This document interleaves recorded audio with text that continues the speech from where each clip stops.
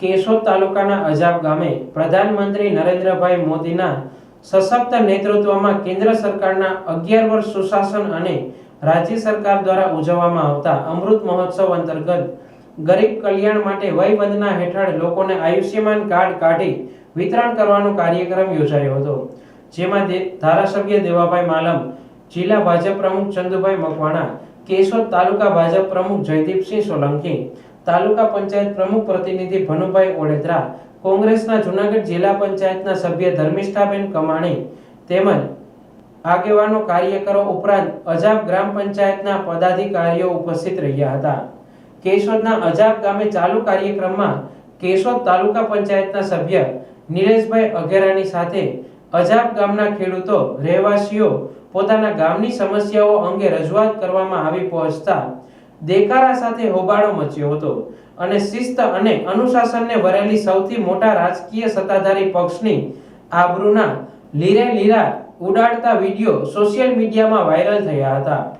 મારું નામ નિલેશભાઈ અઘેરા, હું અજાબ તાલુકા પંચાયત પ્રતિનિધિ બોલું છું। આજે મારા ગામમાં દેવભાઈ માલમ, ચંદુભાઈ મકવાણા તથા ધર્મિષ્ઠાબેન કમાણી તાલુકા પ્રમુખ પછી તાલુકા પંચાયતના પ્રમુખ આવ્યા હતા અને મારા ગામમાં રોડની બાબતે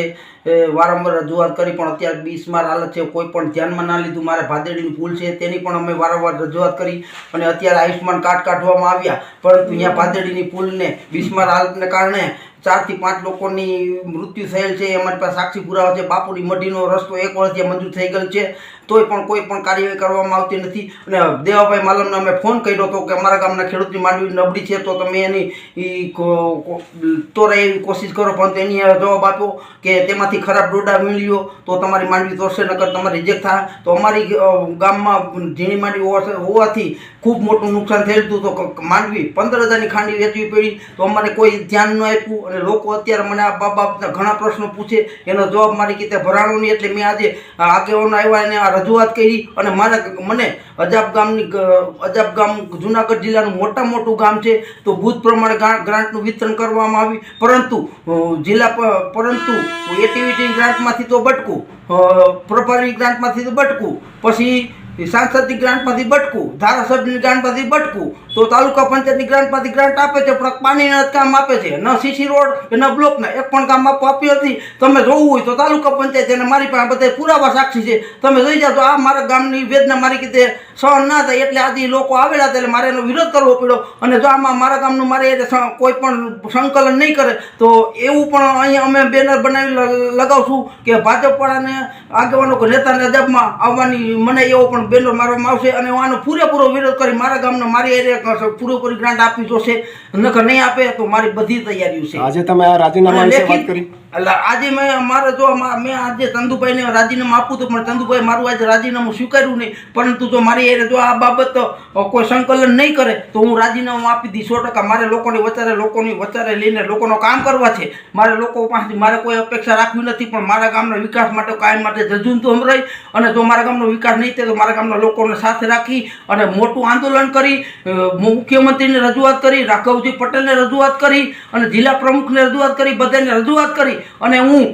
રજૂઆત આ છતાંય ન આવ્યું તો અમારા ગામમાં એવો પણ બેનર લાગશે કે અજાબમાં ભાજપના આગેવાનો નેતા અને સખ્ત બનાય। બસ જય। કેશોદ તાલુકામાં વસ્તી અને વિસ્તારમાં સૌથી મોટા અજાબ ગામે લોકસભાની ચૂંટણીમાં ઘર વાપસીના કાર્યક્રમ બાદ બદલાયેલા રાજકીય સમીકરણો અને વિસાવદર ધારાસભાની ચૂંટણી બાદ બદલાયેલા વાયરાની અસર અજાબ જિલ્લા પંચાયત બેઠક વિસ્તારમાં જોવા મળી હતી।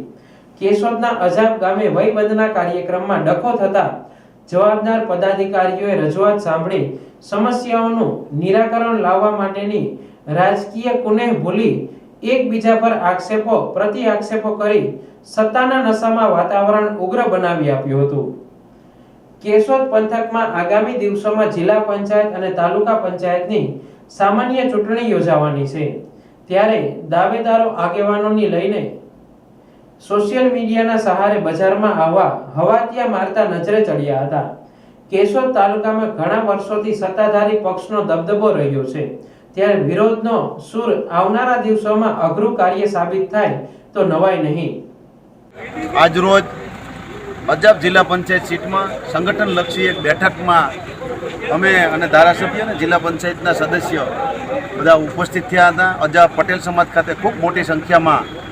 પાર્ટીના સંગઠનના પેજ સમિતિના પ્રમુખ, બુથ સમિતિના પ્રમુખ અને સૌ સંગઠનના હોદ્દેદારો, કર્મઠ કાર્યકર્તાઓએ આગામી તાલુકા જિલ્લા પંચાયતની ચૂંટણીના સંગઠનના ભાગરૂપે આજે જે વ્યવસ્થા બેઠક મળેલ હતી ત્યારે અમે સૌ અજાબ પધાર્યા હતા.